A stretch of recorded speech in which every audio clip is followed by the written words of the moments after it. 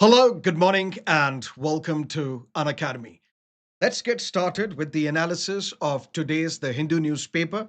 These are the topics that we shall be discussing today, but the first article is from today's The Hindustan Times because it is very important, particularly for the mains examination.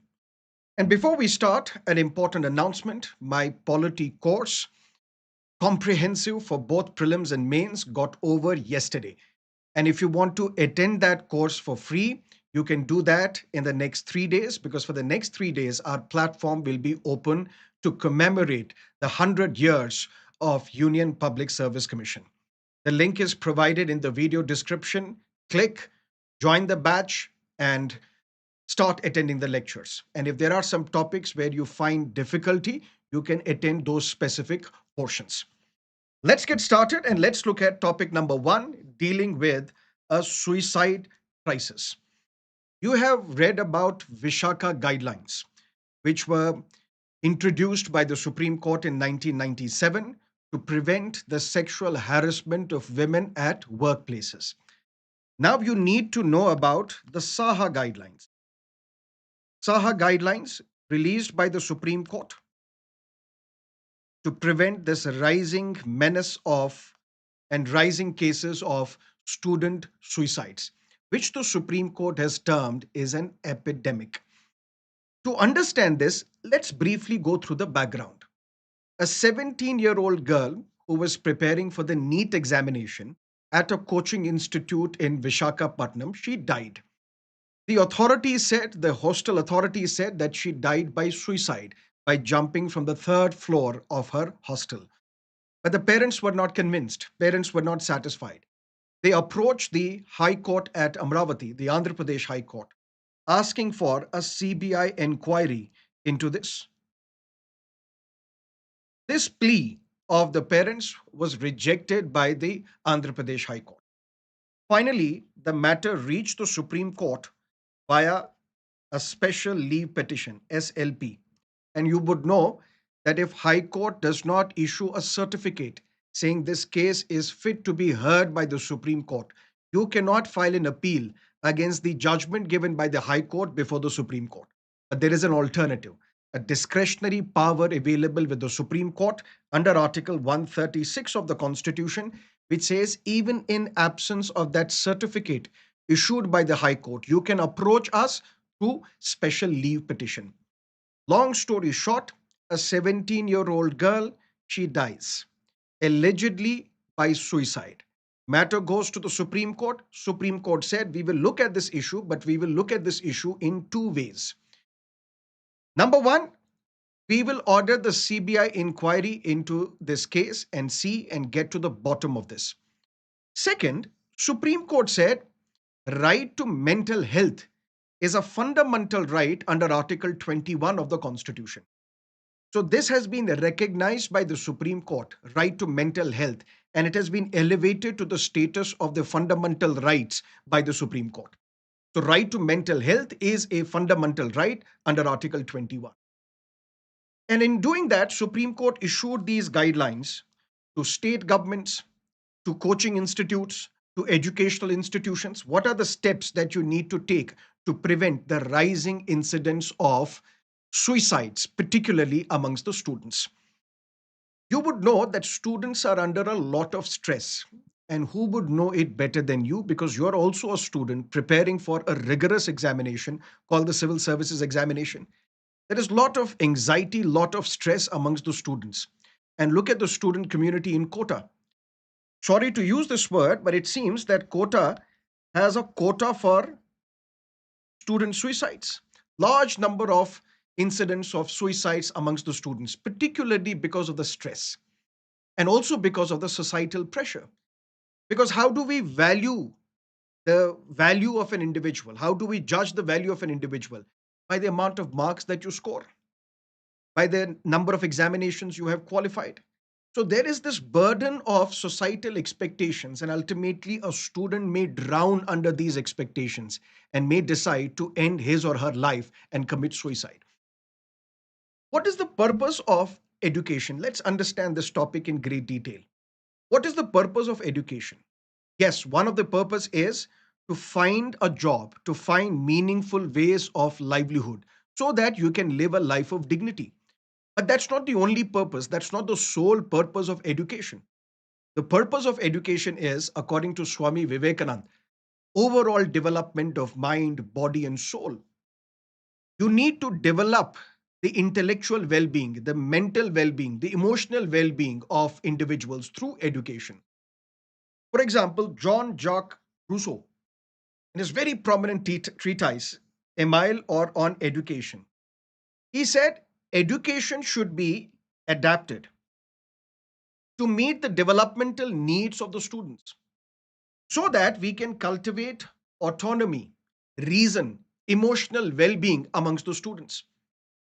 He had warned, don't create an educational system where the individuality of a learner is neglected and we only tend to focus on the societal expectations and rigid societal expectations. For example, look at Three Idiots as a movie. The moment a child is born, Farhan Qureshi, engineer, as if the stamp of engineer is pasted on him. So, as soon as the child is born, the parents get to decide this child will become a doctor or an engineer. Everything else is immaterial, or everything else makes you a loser. So, if you're scoring 95% in the board exams, you are good. If you're scoring anything less, you are a failure. If you're not scoring 9.5 CGPA in your engineering college, then you are not good. And those who are scoring more than that, they are successful. I was watching a video where the interviewee was interviewing Akshay Khanna, fantastic actor. And the interviewee was asking Akshay Khanna, why are you not as successful as the three Khans, the Shah Rukhs, the Amirs, and the Salmans? He gave a fantastic reply. He said, if I'm a businessman and I'm doing 500 crores every year, but I'm not doing as good as Dhirubhai Ambani or as Ratan Tata or as Azim Premji, does that make me less successful? I'm also successful. So this is where comparison becomes a very important role. You are compared to one or the other every now and then. And look at this phrase, Sharma ji ka beta. Sharma ji ka beta has done this. He has aced the civil services exam, something that you may be experiencing on a daily basis.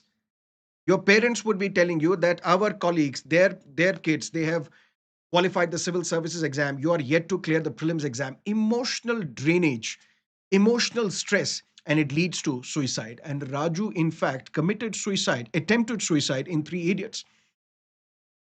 Jiddu Krishnamurti, in his book Education and the Significance of Life, he said, what is the function of education?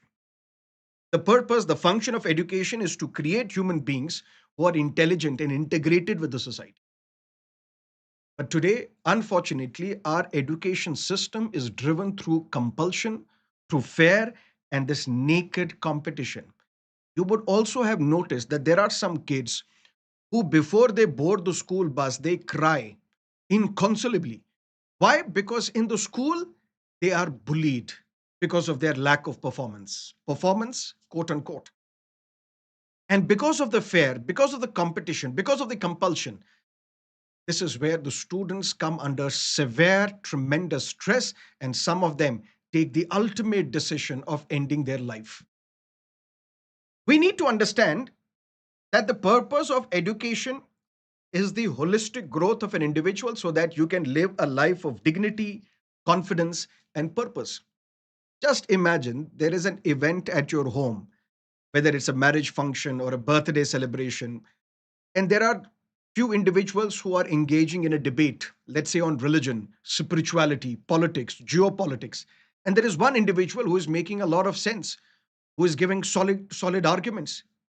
And definitely, because of these arguments, the dignity of an individual enhances. You tend to assume that this person is knowledgeable, and in your eyes, this person is a man of dignity. That's what education gives us, a sense of purpose, a sense of confidence, a sense of dignity. That's the purpose of education, not only in chasing jobs and getting livelihood. The Law Commission of India, in its 210th report, recognized suicide as the most tragic and preventable forms of death in our society. These points are very important, these facts are very important, which you can incorporate in your mains answers. Similarly, look at the statistics released by National Crime Records Bureau. It talks about suicides, but it also talks about suicides amongst the students. In the year 2022, the number of suicides went up. 7.6% of all the suicides were by students. Yesterday, NCRB released another data for 2023, and we have seen that this number has increased, this percentage has increased to 8.1.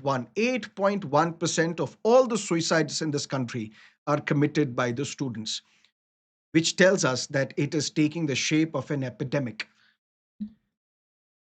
If this is your question for mains exam, practice question for mains exam, comment on the steps taken by the union government and interventions of the Supreme Court in addressing the growing cases of student suicides. What are India's international obligations to tackle the issue? How do you write this answer? And what are the pointers that you have to keep in mind? Let's understand. What are the steps taken by the union government? The Ministry of Education in the year 2023 released the draft guidelines called UMEED: understand, motivate, manage, empathize, empower, and develop. What's the purpose? The purpose is to sensitize schools that you don't have to only focus on the academic achievements of the students or the physical developmental needs of the students. You also have to address the mental well being of the students. Identify the students who are at risk. There is a student who is obese, and this student is bullied in the school by the fellow classmates. This student becomes a high risk. There is a student who has been sexually assaulted in the school. There is a student who has been bullied because he or she is getting less marks in the examination. These are the students who are at high risk of committing suicide. So these draft guidelines encourage the schools that you need to identify those students who are at high risk and then counsel them. Counsel in the sense, sometimes we just need somebody to listen to us.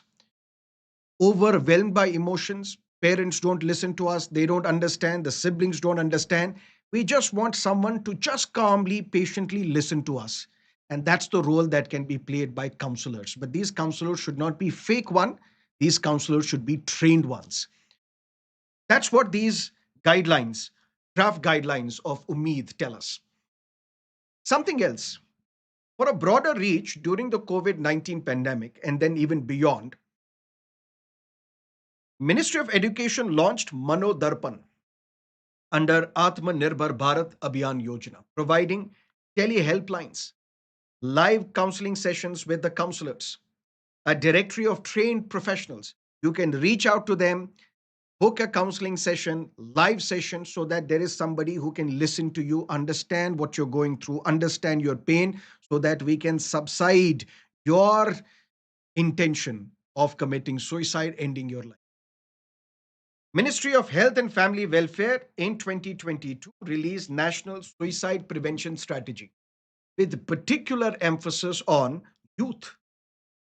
And we need to tackle this tendency of the youth that they feel that living a life is much more difficult than ending your life. So let's rather end our life rather than live the life of miserable life, a life of lack of dignity. These are the interventions taken by the union government.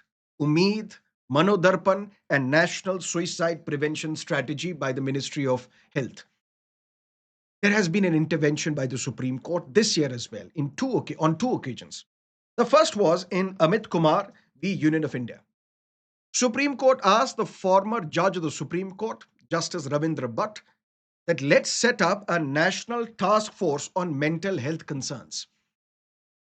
This task force is yet to give its report. The report has not come.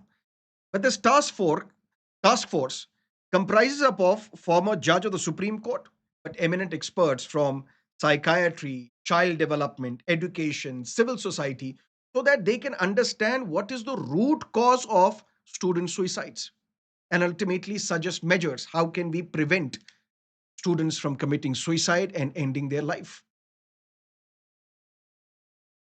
India has international commitments as well. For example, International Covenant on Economic, Social, and Cultural Rights. recognizes that all the citizens, all the people of those countries which are signatory to this convention, they have the right to mental health. India is a signatory to this convention. So, by that logic, India has an obligation that we have to ensure the emotional well being, the mental well being of the students. Similarly, the United Nations Committee on Economic, Social, and Cultural Rights, it says, what does this right to mental health include? Timely intervention. Timely intervention through mental health services so that we can prevent the tendency of committing suicide. So, if every single individual has the right to mental health, what does this right to mental health entail? What does it include? It includes that you should have access to mental health services so that you can reach out to them. These are accessible so that you can be persuaded and counseled about not ending your life. We have Convention on the Rights of Persons with Disabilities, 2006. Disability may not only be physical disability, it can be emotional disability as well, psychological disability as well. And we need to address that concern. We need to tackle that as well.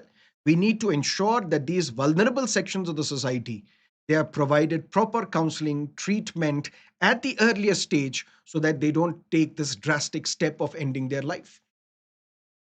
World Health Organization's Mental Health Action Plan, it specifically focuses and makes it a priority that prevention of suicide is our topmost health priority. These are our commitments, international commitments. But then there is a law. There used to be Section 309 of Indian Penal Code, and this section criminalized attempt to suicide. What does that mean? If you attempt suicide and it is successful, you are dead. If you attempt suicide but it fails, you survive, but in the eyes of the law, you were a criminal. So after giving you medical treatment, you will be thrown into a jail because you are a criminal because you don't have right to die. So this section 309 of Indian Penal Code criminalized attempt to suicide. But this section 309 was rendered useless by Mental Health Care Act of 2017. Why? Because it is this act which says if somebody has attempted suicide, don't punish that individual. Don't treat that individual as a criminal because that individual needs care, compassion rather than punishment. Despite that, we see there is a vacuum. There is Mental Health Care Act 2017, which talks about that if you are attempting suicide, you are not a criminal, you are in need of compassion, treatment, counseling, care. Yet this law does not specifically address suicides amongst the students. We have international commitments. Even because of these commitments, there is no one single law which can specifically address this epidemic of student suicides. And whenever there is a vacuum, this is where the Supreme Court can interfere. Supreme Court did interfere. Article 141 of the Constitution, it says any order given by the court, any direction given by the court is the law of the land. This article was used in 1997 in Vishaka Guidelines case, Vishaka v. Union of India, 1997. And you would know the history. Bamri Devi, she was working with the Rajasthan government to create an awareness in the society that child marriages should not be practiced. She tried stopping the child marriage of 1 year old girl, and she was gang raped by the members of the Gujar community. And then, when she was gang raped, matter went to the court, but the court acquitted all these accused on various grounds. Let's not get into those grounds. But then, a non governmental organization, Vishaka, approached the Supreme Court and asked the Supreme Court that Bamri Devi was an employee. The employer was the state. There is no law which can protect an employee from sexual harassment at workplace. Supreme Court said, so what? We have the power to do that. In absence of a law, till the time that law is passed, we will issue guidelines under Article 141 known as Vishaka Guidelines, and these guidelines will be binding on the states, binding on the employers, and through these guidelines, we will prevent the sexual harassment of women at workplace. And it is these guidelines which later on became the basis of a law passed by the parliament in 2013 known as the POSH Act. Similarly, there is a vacuum that although there are international commitments, although there is a law called Mental Health Care Act, but there are no specific guidelines, procedures, provisions to tackle rising incidents of suicide amongst the students. And Supreme Court said, don't worry, we will issue these guidelines till the time Parliament frames it. And this case name you will have to remember, Sukhdev Saha v. State of Andhra Pradesh 2025. Supreme Court said right to mental health is an integral component of right to life under Article 21 of the Constitution. And this is not a one-off judgment given by the court. Previously, also, the Supreme Court has emphasized on mental well-being, mental health. For example, Shatrughan Singh Chauhan v. Union of India 2014.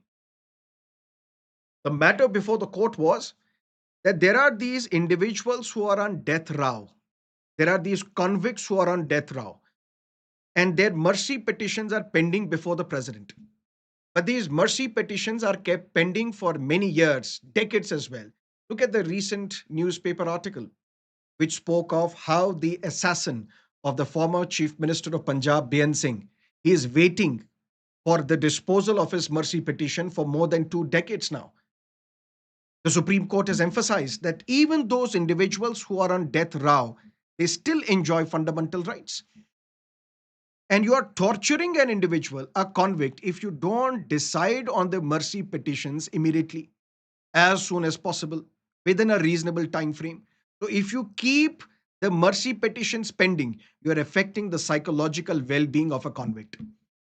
And in this Shatrughan Singh Chauhan case, Supreme Court said if there is somebody who is on death row, but he is mentally sick, mentally unsound, you have to necessarily commute his death sentence to life imprisonment. So if there is somebody on death row, but he is suffering from schizophrenia or mental sickness, you can't hang that individual. The death sentence has to be commuted to life imprisonment. So Supreme Court humanized the death penalty in India, recognizing the mental awareness, the mental health, the emotional well-being of an individual. Similarly, in Navtej Singh Johar v. Union of India 2018, a landmark judgment of the court which decriminalized homosexuality, which read down Section 377 of Indian Penal Code, Supreme Court spoke of autonomy. Autonomy should not be only bodily autonomy, but also psychological autonomy. And you and me may never know what is going on in the minds of those who try to attempt suicide. What is going on in their mind? What are those circumstances which drive an individual to commit suicide? You and me may not be able to understand. So they don't have psychological autonomy. This psychological autonomy has to be recognized, and it has been recognized by the Supreme Court in Navtej Johar, and now in Sukhdev Saha v. State of Andhra Pradesh. Supreme Court has elevated mental health to the status of fundamental right under Article 21. And Supreme Court issued various guidelines. And these guidelines are what we call Saha guidelines. Because who was the petitioner? Sukhdev Saha, the father of that 17-year-old girl who was preparing for the NEET examination in Andhra Pradesh, in Vishakhapatnam, at a private coaching institute.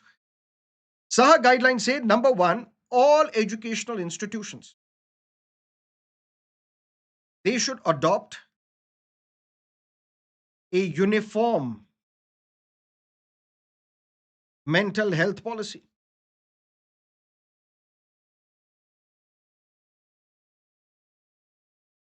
All educational institutions, whether government or private, including private coaching institutes. Because unfortunately, in these private coaching institutes, the majority of the stress takes place. Look at Kota, look at other cities in this country. It is in these private coaching institutes that students are segregated into batches based on their academic performances, based on whether they are able to deliver the assignments that have been given to them. So this is a star batch, this is batch one, this is a China batch, this is another batch. So you are segregating students based on their academic performances. And this is leading to psychological and emotional stress on the students, because then their parents question them, when are you going to be promoted to the China batch? When are you going to be promoted to the star batch? Which means you are useless. Sharma ji ka beta is already in the China batch. And this emotional distress is leading to student suicides. Supreme Court said private institutions, as much as possible, should not segregate the students based on their academic performance, because that is killing the student. That's the guidelines, Saha guidelines. Saha guidelines say all educational institutions, they have to adopt a uniform mental health policy. And how will we enact this uniform mental health policy? We have to take cues. We have to take inspiration from Umeed, Manodarpan, and the suicide prevention strategy released by the Ministry of Health in 2020. Keep these guidelines as basis, Manodarpan, Umeed, and the National Suicide Prevention Strategy of the Ministry of Health, and make a uniform educational policy on mental health. But this should not be done only once. This policy has to be updated annually to respect the changing requirements of the time. And every educational institution which has more than 100 students, they should have one certified counselor. And if the students increase, the number of counselors should also increase proportionately. And you have to display this mental health policy prominently on your website, on your notice boards as well. Because if your notice board lists or issues a notice, as a notice pasted, that these are the students who have failed to pay fee on time, you're shaming them. These are the students who have failed to secure 75% attendance, which is mandatory. You're shaming them. These are the students who have failed in this examination. You're shaming them. So when you popularize, promote these notices, you have to display this notice as well prominently, whether it is in lecture halls, whether it is in, uh, let's say, the cafeteria, or it is in prominent locations of educational institutions. Display it prominently, and it should be legible as well. And you also have to display the redress mechanism. Who are these people you can reach out to? You can reach out to whenever you are facing some emotional dilemma. And then guidelines are one, but we need to monitor as well. The Supreme Court said, who will monitor? At the district level, we will have a district collector or the district magistrate who will monitor whether these guidelines are being followed or not. So inspections will take place, where the district collector, apart from experts from the Department of Education, Health, some psychiatrists as well, counselors as well, they should periodically visit these educational institutions to ensure that these guidelines are strictly followed. And this, my dear, is the classic example of judicial activism. So, whenever a question on judicial activism is asked, these Saha guidelines you will have to mention, because this is an important current affairs update. This is topic number one. Let's look at topic number two. It's a long conflict, Israel and Palestine. And the best solution to resolve this conflict is a two-state solution.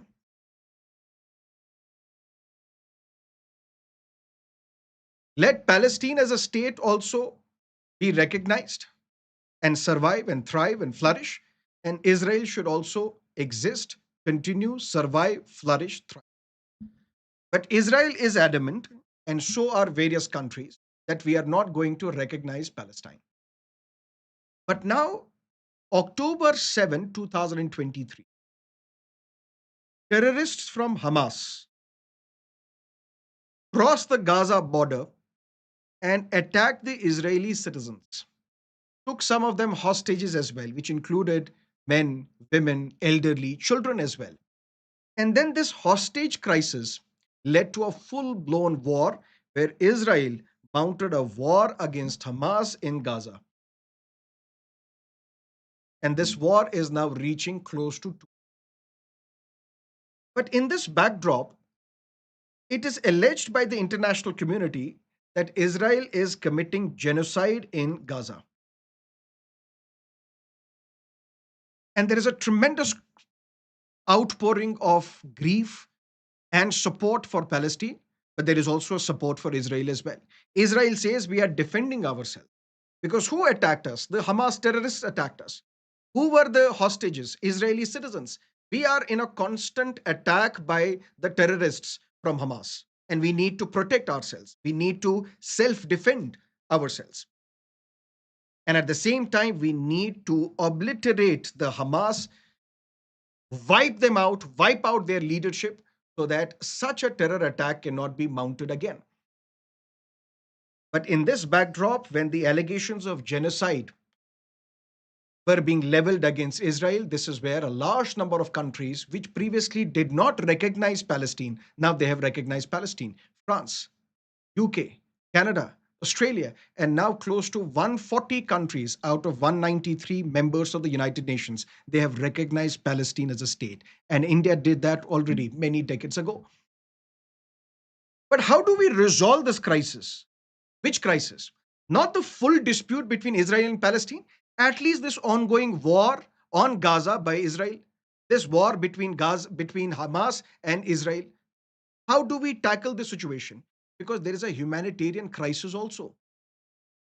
Bombs are being thrown at the hospitals in Gaza. People have been killed, and it's a collateral damage. Because on one hand, Israel says we are targeting the terrorists from Hamas. But on the other side, the collateral damages, citizens are also losing their life. And there is a crisis in Gaza where kids are struggling for food. And this is where international aid also has stopped or has been blocked by Israel. How do we resolve this humanitarian crisis? For that, the chief businessman of the world, Mr. Donald Trump, has a 20-point action plan. And what is that 20-point action plan? He says that number one, Hamas will have to disarm and surrender because Hamas is a terrorist organization. It is a threat to peace in this region. It is a threat to Israel as well. Hamas has to disarm, Hamas has to surrender. And Hamas has been ruling over Gaza for 2 decades now. So if Hamas has to disarm and surrender, what will happen to those Hamas fighters and Hamas terrorists? Either they will be given amnesty because if you lay down your arms, now no action will be taken against you. We will give you amnesty. Or if you want to leave Gaza, you want to go to Jordan, you want to go to Egypt, for example, we will give you a safe passage. This is point number one. Hamas has to disarm, Hamas has to surrender, Hamas will be given amnesty or safe passage depending upon what they want. But then who will secure Gaza? For that, United States, Arab and international partners, they will develop something called International Stabilization Force. And this International Stabilization Force will be deployed in Gaza immediately to provide security to the citizens of Gaza. You can view it as United Nations peacekeeping missions. But this time it won't be United Nations, it will be US, Arab countries, Jordan, Egypt, and other countries in the neighborhood, excluding Iran, and other international partners, and they will establish international stabilization. And Israel will not occupy or annex Gaza because there was this statement issued by the Israeli prime minister that we are going to now annex Gaza and we are going to occupy Gaza. Now, Israel cannot do that if Hamas accepts this agreement, if Hamas accepts this 20-point formula. But if Hamas does not agree, which means Hamas says we are not going to disarm, we are not going to surrender, then Israel and United States, they will have a right, according to Donald Trump, that we will take this war to its logical conclusion and annihilate Hamas. But will Israel or the Israeli forces vacate Gaza? No, not immediately. Till the time there is a security threat, Israeli forces may remain in Gaza. Once that threat is gone, Israeli forces will also move. But there is no time period provided within which Israel has to vacate its troops from Gaza. And then after this agreement will take place, now that the war will end, if this agreement goes through, the war will end, humanitarian aid will pass through Gaza, international stabilization force will be set up in Gaza to provide security. Hamas has been disarmed and surrendered. Then there is something called the day after plan. And what is this day after plan? After the day when we implement this agreement, who is going to govern Gaza? Not the people of Palestine, not the elected representatives of Palestine. Gaza will be governed under the temporary transitional governance of technocratic, apolitical Palestinian Committee. So, apolitical people, experts from Palestine, from Gaza, they will be able to provide governance day to day needs, meet the day to day needs of the people of Gaza. So, it will be like a municipality in Gaza. But this time, not by the political people, but by apolitical people, technocrats who have expertise in managing the municipal administration. But who will oversee whether this committee, temporary transitional governance committee, whether it is going to do its job properly or not? For that, there will be a board of peace. This board of peace will be headed by Donald Trump. The other member will be former British Prime Minister Tony Blair. Critics have argued that why Tony Blair? Tony Blair is the one who is responsible for the war on Iraq. Because what was that war on Iraq? Iraq was alleged that you are amassing weapons of mass destruction. And because of weapons of mass destruction, we are going to attack you so that there is a regime change in Iraq, so that Saddam Hussein is thrown out of power. There is a civilian government in Iraq. But these weapons of destruction were never found, which led to then British Prime Minister Tony Blair apologize. So we made a mistake in invading Iraq because these weapons of mass destruction have not been found.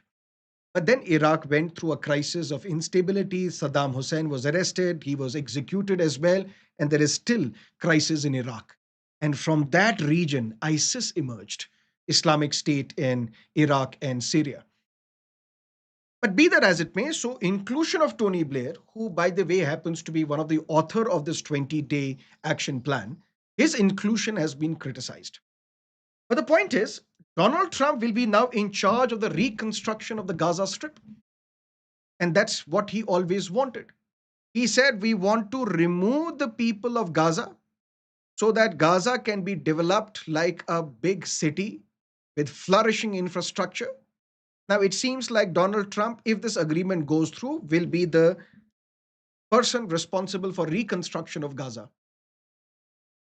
And at the same time, this agreement has the support of the Arab countries, Jordan, Egypt. Donald Trump has praised Field Marshal of Pakistan, Asim Munir, for negotiating for this 20-point action plan. But Iran has been kept out of this because Iran has weakened. After the Israeli attack on Iran, after the US attack on Fordo, Natanz, and various other nuclear sites, Iran has been almost decimated in this conflict. Plus, Iran had support from three H's in this region: Hamas, Hezbollah, and Houthis. Hamas has been decimated by the Israel, and we saw the recent attack on the Hamas leadership in Qatar, in Doha. And now Israeli Prime Minister has apologized to the Qatari Prime Minister that we are not going to repeat this ever. We are sorry for violating your sovereignty. So Iran had some support in this region in the form of Bashar al-Assad, who was ruling and governing Syria. Now Bashar al-Assad is gone. There is HTS now in Syria, and HTS has been recognized by the United States at the insistence of the Saudi Crown Prince Mohammed bin Salman. Lot of diplomatic, geopolitical movements going on in the world, particularly in the Middle East. So now Iran does not have the support of Bashar al Assad. Iran does not have the support of Hamas, although they still support them. But the point is, they have been weakened. Houthis have been weakened of Yemen. Hezbollah of Lebanon has been weakened because of the attacks by Israel, by United States, and other countries. So Iran, because it has been weakened in this conflict, Iran is kept out of this. Other Arab countries, Pakistan, Egypt, and United States and other European countries, they are now negotiating how do we solve and create a ceasefire in Gaza. And maybe it is time for Donald Trump, the businessman, to play an active role. Active role in the sense there are some who say, why is Israel as well as United States so much interested in Gaza? Palestine has another territory known as West Bank. Although there is a crisis in West Bank as well, but we see more crisis in Gaza. Why? Because it is alleged that what Israel wants, it wants to set up an alternate sea route, alternate to the Suez Canal, which is under Egypt control. And if you want to set up an alternate route to Suez Canal, that alternate route will pierce through Gaza. And that is why it is in the interests of Israel and United States to take control of Gaza. And plus, redevelop Gaza according to the interest of Donald Trump to make it a vibrant, flourishing city. And for that, the locals may not be needed. He will develop it as an international tourist attraction or a business attraction, according to Donald Trump.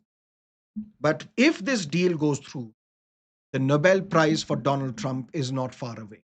Because the last time such a deal was struck between Israel and Palestine, brokered by United States, that was the Oslo Accords of the 1990s. And that Oslo Accord, signed in Norway, led to two Israeli prime ministers and Yasser Arafat, who was the president of the Palestinian Liberation Organization, to bag the Nobel Peace Prize. It was because of this Oslo Accord of 1990 that Israel recognized PLO, Palestinian Liberation Organization, as the representative of the Palestinian people, led by Yasser Arafat. And PLO also recognized the existence of Israel. It's another matter that one such Israeli prime minister, because the far right in Israel did not agree with the Oslo Accord, one prime minister was assassinated in 1994. But be that as it may, the whole point of this 20-point formula or agreement hinges on whether Hamas is going to accept this or not. If Hamas accepts, which means they will have to disarm, they will have to surrender. If they do that, they will lose control over Gaza. If they lose control over Gaza, then Gaza will be as if under international occupation, where the board of governors, headed by Donald Trump, will preside over the developmental activities of Gaza. And if they don't agree, then this war will continue. And unfortunately, there will be more bloodshed, and the sufferers will be the local population of Gaza. Let's wait and watch what will happen. It's an important development that will take. Let's look at the third column, the transformation of girls' education. Let's suppose, imagine, I'm organizing a meeting or a gathering. And in this gathering, there are 500 people in attendance. And all these 500 people are women. But some women are elderly and some women are young. So there are young girls, there are elderly women who are participating in this meeting, participating in this gathering. And I'm asking a question. Raise your hands if you have studied beyond fifth standard. Raise your hands if you have studied beyond fifth standard. Who do you think is going to raise their hands? The elderly women or the young girls? You would assume young girls. But when Prime Minister Modi addressed a Mahila Sammelan in Gujarat, in attendance were elderly women and young girls. And he asked this question: raise your hands if you have studied beyond fifth standard. And contrary to what you may have believed, the elderly women raised their hands in large numbers as compared to young girls. Why? There's a history to this. The Gayakwad dynasty, which ruled over this region from 1721 till 1947, till the independence of this country. This Gayakwad dynasty emphasized on women's education. And the parents were penalized if they were not sending their daughters to school. So, this Gayakwad dynasty, fathers were penalized for not educating their daughters. And that is why we see large number of people of this erstwhile Gayakwad dynasty, the women are educated. And unfortunately, we reached a point after independence where Mother in law is educated, but the daughter in law is not. Which means whenever you want to create an impact, for that political leadership plays a very important. And that's what happened when Mr. Modi became the chief minister of Gujarat. This, according to Shamika Ravi, she is the secretary to the government of India. She's also the member of Economic Advisory Council to the Prime Minister. She writes that when Mr. Modi took over as the chief minister of Gujarat, he launched a campaign called Kanya Kelavani campaign in 2003. What was the focus? The focus was on women's education. And why do you think women's education is not getting a lot of attention? Why is there high dropout rates amongst girl students? Primarily because there are no separate washrooms or toilets for women. As the girl's age increases, she enters the menstrual cycle and then she needs a separate washroom. That separate washroom should have sanitary pads as well, easily accessible as well. So you need separate washrooms. The mere absence of separate washrooms for the women would force these adolescent girls to come out, to drop out of the schools. Mr. Modi recognized this, raised money as well, and started this Kanya Kelavani campaign, which addressed the rising demand of the girls' education, specifically with respect to the root cause of why there is a dropout, the absence of a separate washroom for the girls. And this impact can be seen in Gujarat because now in Gujarat, the literacy rate, which was lower than the national average, has now touched 70%. And the national average is 64%. The female literacy in Gujarat is now higher than the national average. This is when the political class takes the onus, takes the leadership role, and address the root cause of the problems. School dropout rate has reduced by as much as 90% amongst the females. That has been the success of Kanya Kelavani campaign. And when Mr. Modi became the prime minister in 2014, 1 year later, he borrowed this idea from Gujarat and tried to implement this in the entire country by launching a scheme, by launching a program, a movement called Beti Bachao, Beti Padhao. Beti Bachao, Beti Padhao. That means the objectives are dual.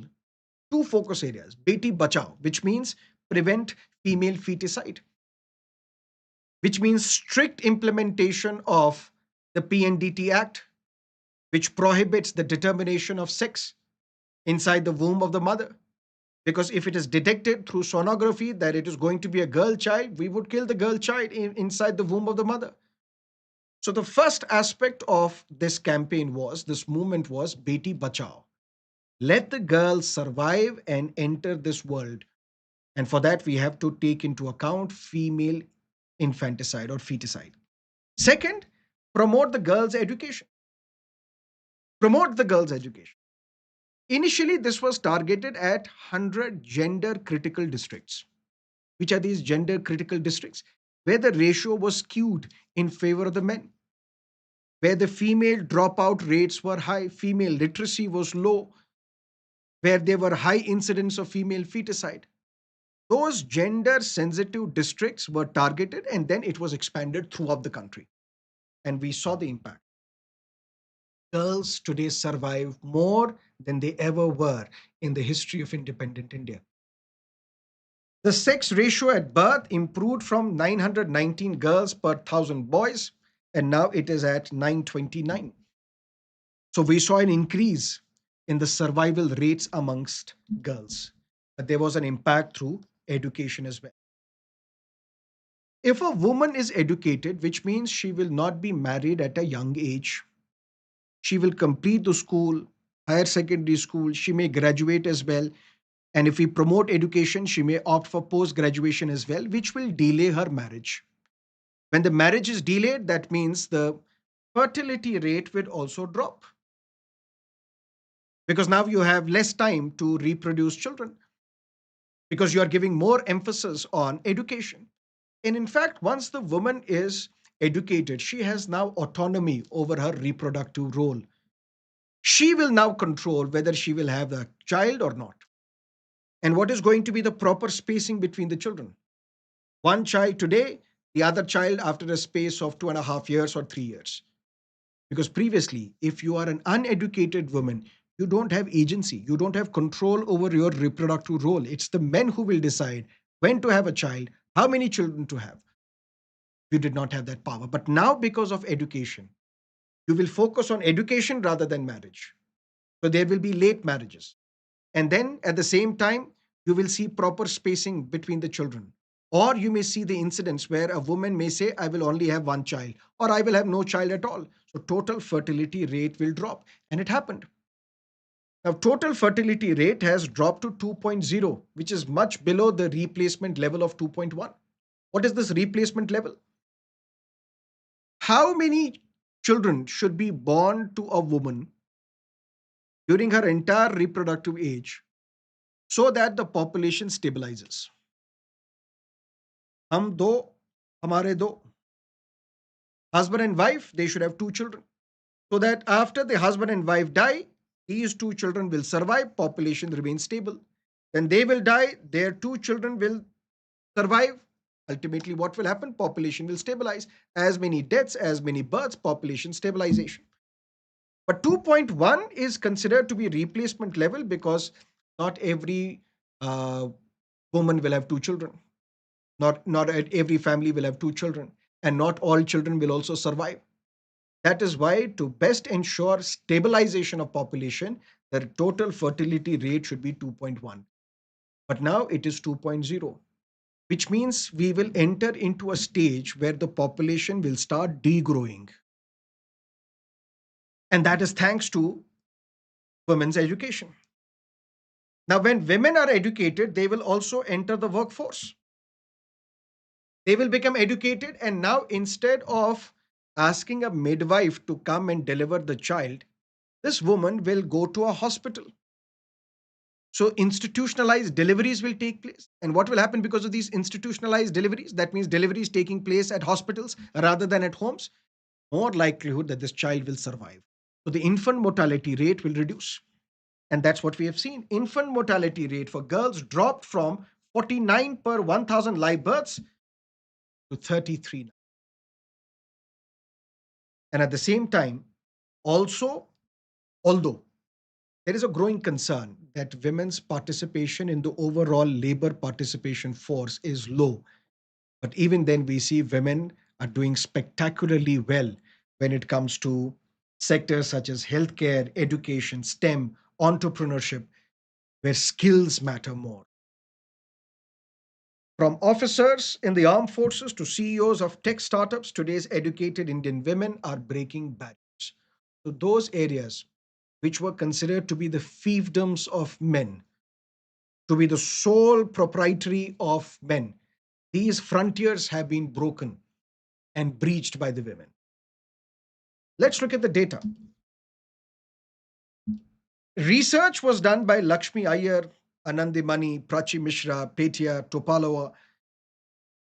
There is reservation for women in Panchayati Raj institutions. So we see not less than one third of the women, one third of the seats in Panchayati Raj institutions are reserved for women. And there are some states where there is 50% reservation for women because constitution says not less than one third of the seats shall be reserved for women. Not less than. It can be more than that. Yes, it is. There are some states where the reservation for women in Panchayati Raj institutions is 50%. But what is the impact because of this? The impact is if I'm a woman and I'm facing domestic violence, I'm facing domestic abuse, or I'm facing sexual harassment, or I'm facing groping in a public transport.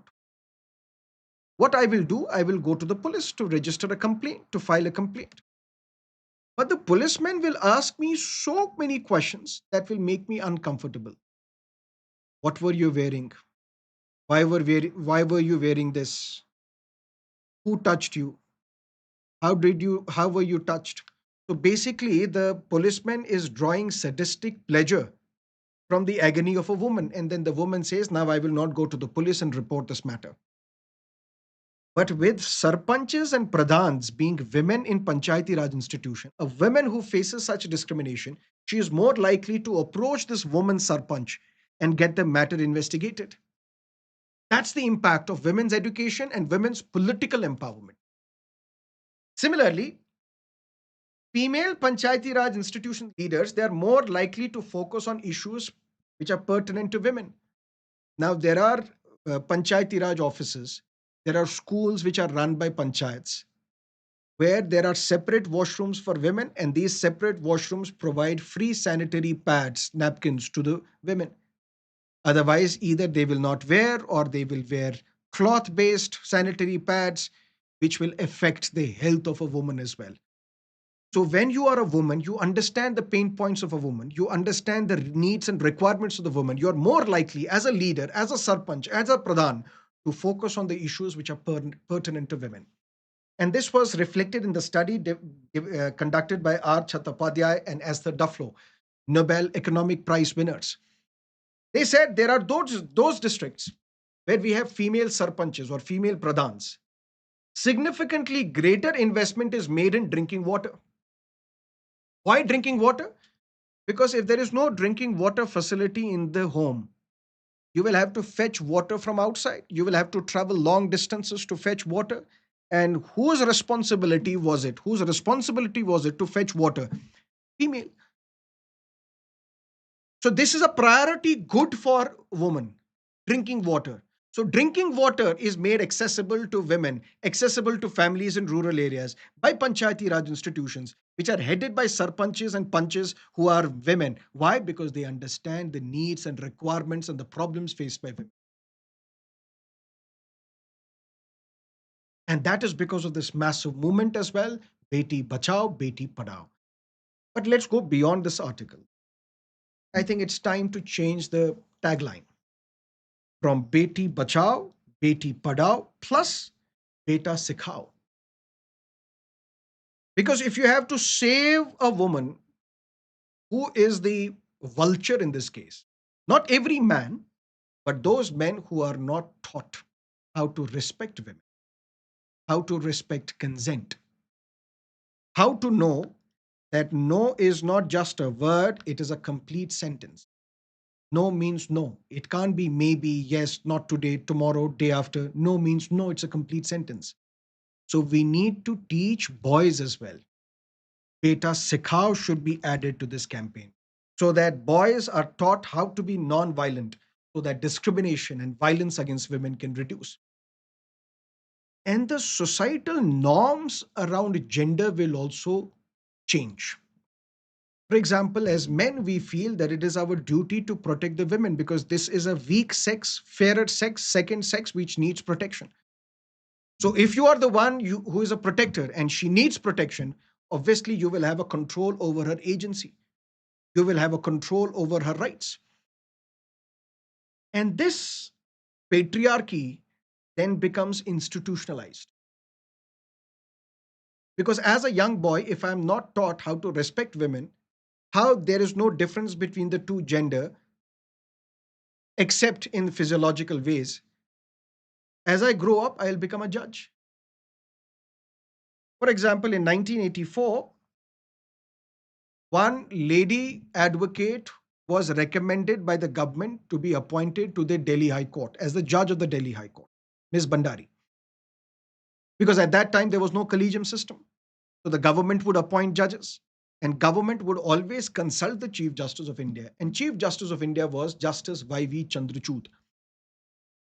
Justice Chandrachud objected. Let's not appoint this lady lawyer as the judge of the Delhi High Court. He was asked why. He said she is too young. Too young? What's her age? Her age is 42. 42 is considered too young by a judge. And the same judge, when he was recommended to the Bombay High Court, his age was 40. So for a male, 40 is an optimum age or maybe too high a age to be appointed as the judge of a high court. But for a woman, 42 is too young.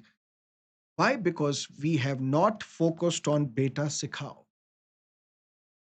And that's why tomorrow, when they become judges, they also give bail orders to a rape accused, telling him that we will release you on bail provided you allow this victim to tie Rakhi on you. So it depends upon the socialization at home. And tomorrow, the same boy will become the leader. And one leader who is now dead, so that is why I will not take his name.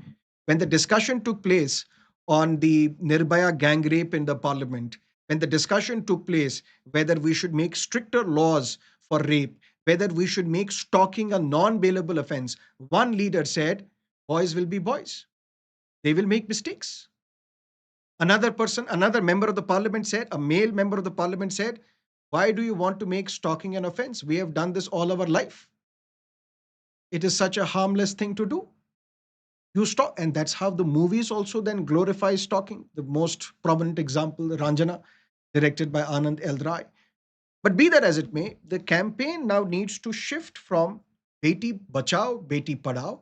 It needs to incorporate Beta Sikhao as well. That's what can lead to a holistic society. Clear? Okay. This is the practice question for your mains. Beti Bachao, Beti Padhao has expanded opportunities for girls. But durable gender equality also requires transforming boys' attitudes and masculinities. Critically examine the case for a complementary nationwide Beta Sikhao program focused on consent education, non-violence, and shared caregiving. Suggests institutional mechanisms and measurable indicators to integrate the two approaches. Write an answer to this, submit, and let's evaluate. Let's look at another article. Why is environmental surveillance important? There are pathogens. Pathogens, for example, virus, bacteria, fungi. These are the ones which cause diseases in humans as well as animals. So, virus causing diseases, bacterial causing diseases, fungal causing diseases. These are the diseases because of these pathogens, and these affect humans as well as animals. For example, malaria, cholera, cholera bacteria, there is bacterial tuberculosis as well. There are viral diseases as well. For example, COVID 19 was because of the virus. But how do we test people? Because then you need a suitable health response as well. How do we respond to COVID? How do we respond to tuberculosis? How do we respond to various other infections and diseases caused by these pathogens? For that, we need a health action plan. Environmental surveillance is that analysis where you collect samples from the environment. For example, wastewater is tested, air, soil, food, various surfaces are tested so that we can detect pathogens, and then accordingly we will create a proper action plan. So what are you trying to say? I'm saying there are two ways in which we can tackle this issue. One is we need testing. Testing means we need to collect samples from individuals. Your blood will be taken as sample to test you. Your urine sample may be taken, right? So to detect whether the presence of virus, bacteria, fungi is there, accordingly we will decide what suitable action should be taken. Whether you need to be put on antibiotic support, or whether some antipyretic, analgesic treatment should be given, whatever. So this is what we call clinical case detection. That means we test samples drawn from individuals. What if we test samples, but this time the sample is not taken from an individual, but the sample is taken from the environment? That is what we call environmental survey. And why does it become important? Because it provides an early warning signal. Warning signal in the sense, I am an individual. Let's suppose we want to see what is going to be the spread of COVID 19, so that accordingly we can have the number of beds in the hospitals, we can have number of ventilator support in the hospital, because we need an action plan. For that, we should know how many people are suffering from this virus. But how would we know? We need to take the sample from the people. But not everyone will get tested. So it depends upon how many people approach the healthcare provider for testing, for RT-PCR, for example. But not everyone will approach for testing because there will be some who will be asymptomatic. There will be some who are with mild symptoms. So we will never understand the gravity of the situation just by relying on testing individual samples. Instead, if we can test the environment, for example, the fecal matter which goes into the wastewater, we can test it and detect the presence of pathogens. So if the detection increases, if the number of pathogens increase, that means we can now say that it is going to take the shape of an epidemic and we need a massive health response to deal with this. So early warning signs of an impending epidemic outbreak. That's what happens because of environmental survey. And it will help in our better health planning. And this we have done. We have done this for polio. We have been doing this for COVID 19 even today. We have done this for cholera. We have done this for measles. And now some additional thing. Additional thing in the sense TB, tuberculosis, or those who are suffering from, let's say, lung infections. For that, people should come, give their sample so that we can test whether you are suffering from tuberculosis or not. Or for that matter, whether you are suffering from some respiratory ailments. But for that, you need to be tested. How do we know that that a significant population is suffering from this infection, suffering from bacterial infection, suffering from any other infection caused by pathogen?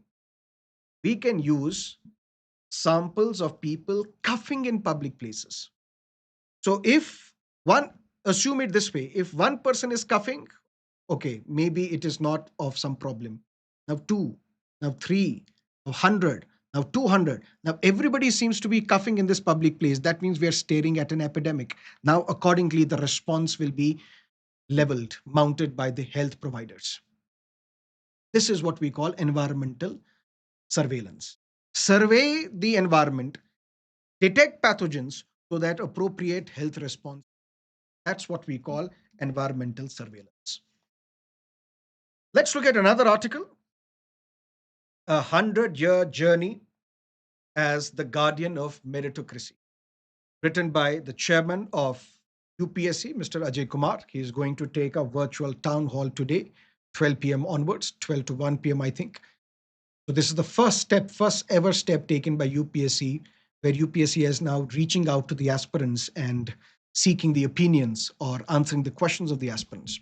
But be that as it may, the point is UPSC will celebrate 100 years of its existence, 1926 till 2020. Now, the point is,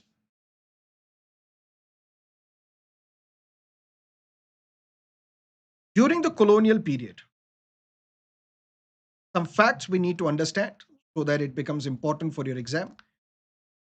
During the colonial period, initially we saw that the country was governed by the East India Company. The power shifted from East India Company to the Crown only after the revolt of 1857, when the Government of India Act 1858 was passed. But the point is, East India Company would also need civil servants. How are these civil servants appointed or recruited? The board of directors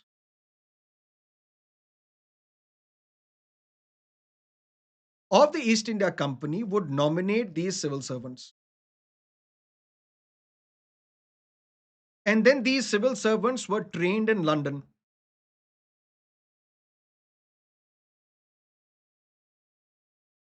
at Haileybury College.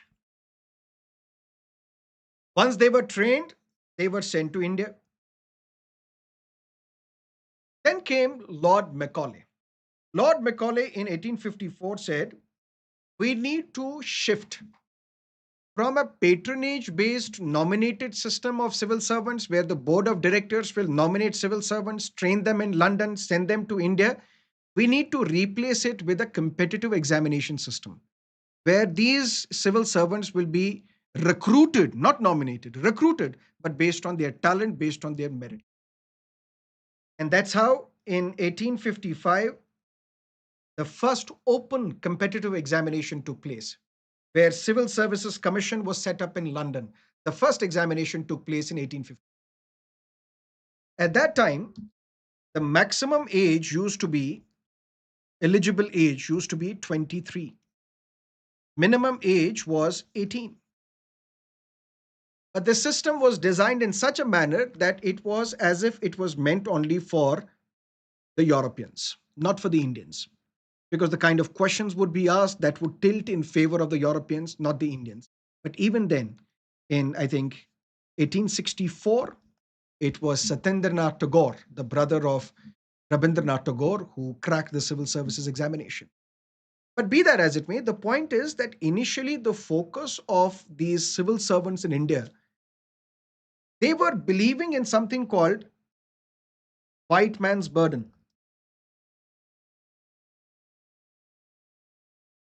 So who would appear in these competitive examination, which used to be conducted only in London? Later on, because the moderate leaders of the Indian National Congress, they were not originally and initially asking for complete independence. They were asking for, they were resorting to piecemeal reforms that allow more Indians to apply for this exam, have a parity that equal number of Europeans, equal number of Indians should be part of the bureaucracy, should be part of the civil services. So initially, the examination would be conducted only in London. Then it was conducted for the first time in Allahabad. Later on, it was conducted in Delhi. The point is, who were these people who were recruited initially? These were the graduates from the Oxford University, the Cambridge University, who felt that they have this burden. There's a white man's burden. We have to civilize the uncivilized people of Asia and Africa. We have to civilize this land of snake charmers, which they would call India. So these are the uneducated people, uncivilized people. We need to civilize them because we belong to a superior race.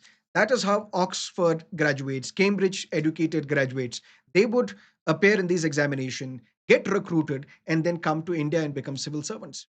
And according to them, civilize the uncivilized people of India. But the point is, over a period of time, we saw more and more Indians got recruited, and that is why Lord Wavell, who preceded Lord Mountbatten as the viceroy, he said, I can still control India for many decades to come, but for that, I need these committed civil servants, these committed bureaucrats, those who are committed to this ideology of white man's burden. But ultimately, could not happen. And it is argued that it is this lack of committed bureaucrats which ultimately forced Britain to leave country, to exit India and give India the independence. That's one side of the argument. But the point is, when UPSC was established, now UPSC has now become a credible institution, according to Mr. Ajay Kumar. Now there is lots and lots of praises that he is heaving on UPSC as the guardian of meritocracy, as an independent, autonomous institution. Whether that is true or not, we don't have to get into that. But the history part of this becomes important, can be relevant for your prelims exam. When was the Civil Services Commission set up? What was the minimum age? In which college were these civil servants trained? Then who recommended the merit-based recruitment of civil servants, permanent civil servants, rather than patronage-based appointment of civil servants? That's something that can be relevant for your prelims examination. Let's look at some data pointers for mains, because when you write mains answers, and if you have some good data to back your claims, it will lend weight and credence, give credence to your answer. And this data is from the NCRB, National Crime Records Bureau. Remember this data. Crime against children records an increase in 2020. So more crimes are being committed against children than they were committed in 2020, in 2022. Which are these major crimes? Kidnapping and abduction of children. Second, POXO related cases. So, Protection of Children from Sexual Offences Act. For example, more and more kids are being shown pornographic content by people. So, there has been increase in the POXO related cases. So, crime rate is 39.9 per 1 lakh children population. It used to be 36.6 in 2022. Which are these states where we see rising crimes against children? Madhya Pradesh tops, followed by Maharashtra and the Uttar Pradesh. Another data point, farmer suicides. NCRB data tells us that 10,000 odd, close to 11,000 odd, 10,786 farmers and agricultural workers have committed suicide in 2023. And the most number of suicides we witness in Maharashtra, particularly in the Vidarbha region, and followed by Karnataka. Statistics, these data points can be relevant for your exam. Road accidents have also increased.